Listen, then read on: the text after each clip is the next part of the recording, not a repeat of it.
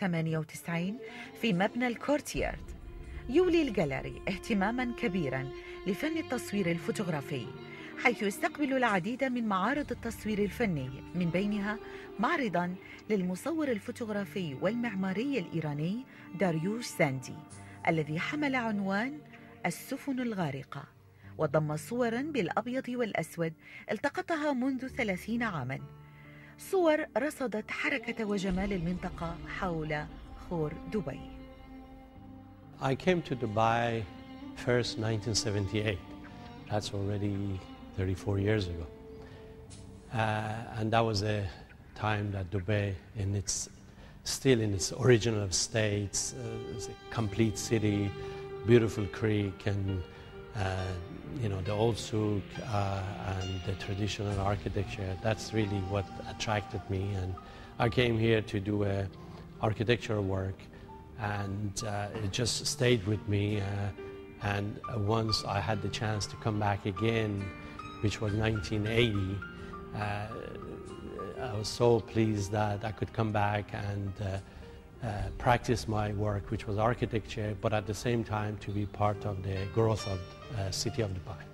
One of the first things attracted me to Dubai were the dhows, the creek, and the life along the creek.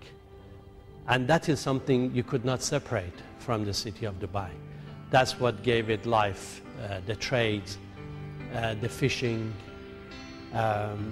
and the beauty.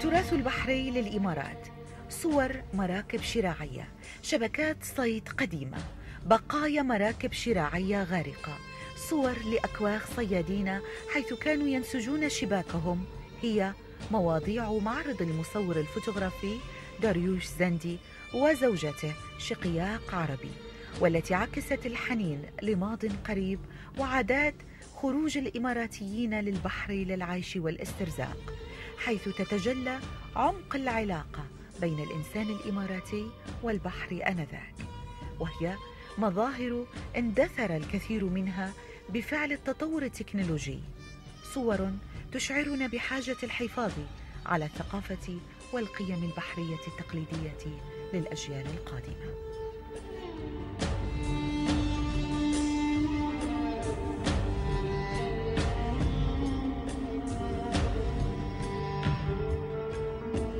These particular photographs you see here are the set of photographs I took, again 1982, just one Friday morning, early when the winter sky Dubai was overcast, and you had the beautiful reflection of the clouds on the creek, the birds just beyond Maktoum Bridge, they were landing and flying off, and then you turn around from the creek, you look at the side, you see all these beautiful dhows moored around the creek, and the builders, they were building the dhows, repairing some, and of course some of the one which was older, it was half sunk, and that's really was the most beautiful for me, because you could see these reflections of these the boat themselves in the water, and then the sway of the water, the waves were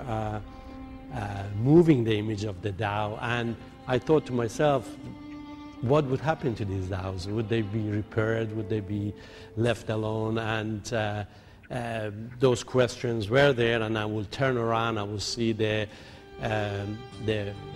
fish nets, or called garagir, beautifully handcrafted and designed and displayed, on the shore of the creek, ready to be loaded into these dhows to go for the fishing. So, and the way they were sort of laid out, one after the other, created this beautiful composition.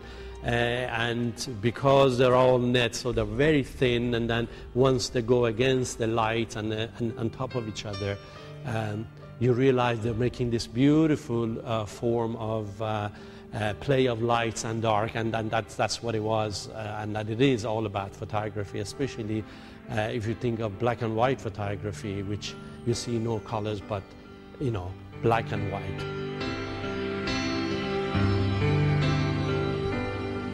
This exhibition, which called Sinking Ships, is very symbolic as much as is a real subject, which is very close to life of all of us who lives in Dubai and in this part of the world, but at the same time is very symbolic in a sense that it can be any other things that we are losing in our new way of life, which is for us, I mean, it started as a very personal matter, because first of all it was an issue for ourselves in our daily life, which we hated to see things which had sort of an important role in people's life, and now is sort of ignored, and they're not important anymore.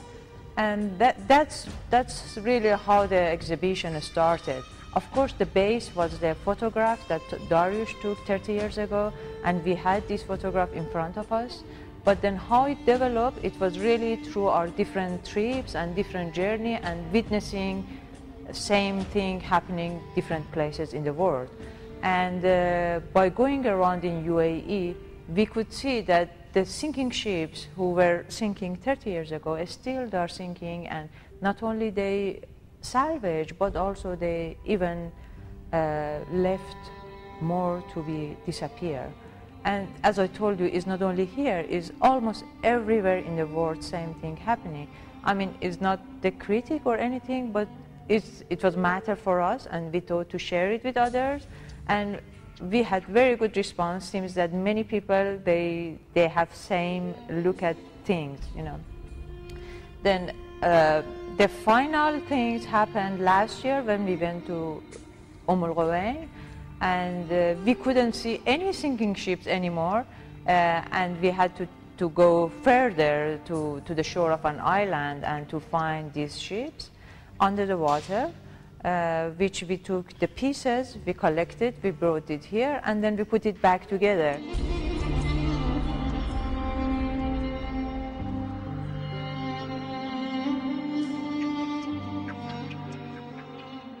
I have probably hundreds and thousands of these photographs, but it still is never end. I'll go again, I'll take the same photo, and they're all different. They all tell different story about their place and the dhows. And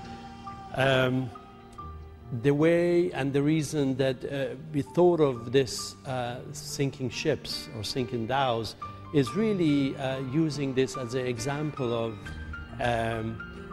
cherishing things in life, cherishing things that we inherited from our past, from our, fathers, grandfathers, and learning how this they are built by actually salvaging this dhow that you see here from under the water, sunken for years, living under the water, and by growth of the natural and marine life on it, and giving it life again by bringing it piece by piece into the gallery and cherish it, giving it a importance that is so important that to be like a beautiful object in the gallery, even though it's not a full piece, but it doesn't matter.